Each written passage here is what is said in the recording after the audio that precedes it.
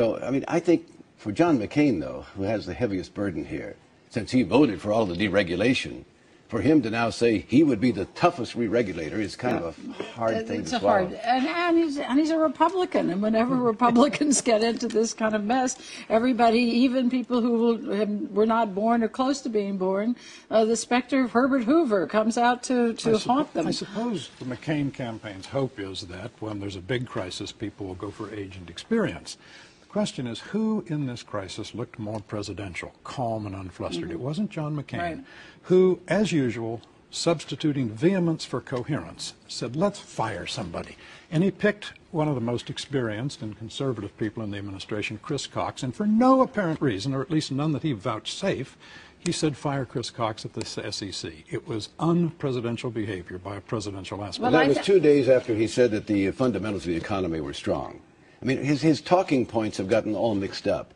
And I think the question of age is back on the table. Well, but I do think, I mean, you do, the question is, do people trust more Obama on the economy, which they say they do, or McCain to handle a crisis, which they say they do?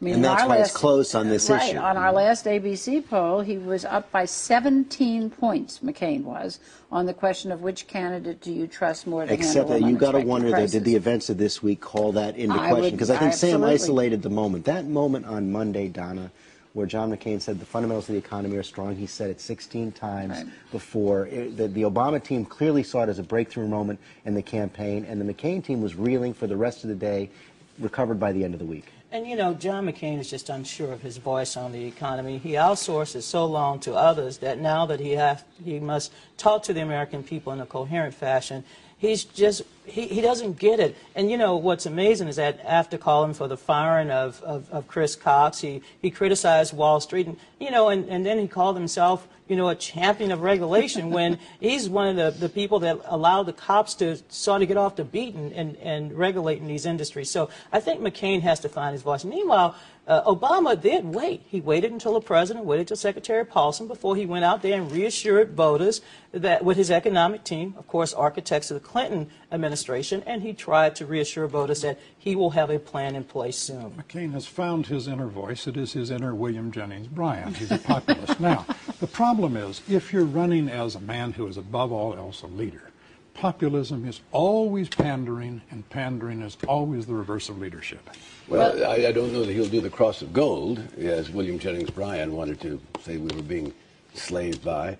But I do agree that when I say age, I don't know the difference between finding your talking points and not delivering the right ones. We've seen him do this frequently, but this last week was the worst. Between two stops in Florida, as you say, he'd had to revise his thinking about what he wanted to say about the economy.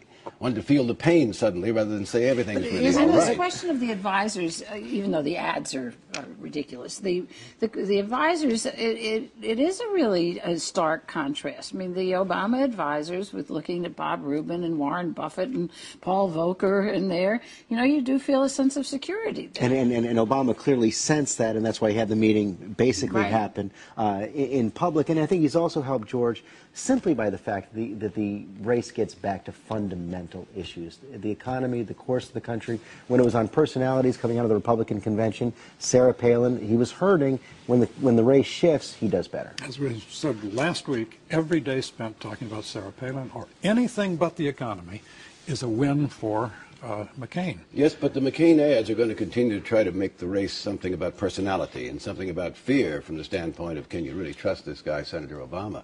They are not, as far as I can see so far, going to return to a question of the issues, and let's discuss it. John McCain showed his personality this week and made some of us fearful.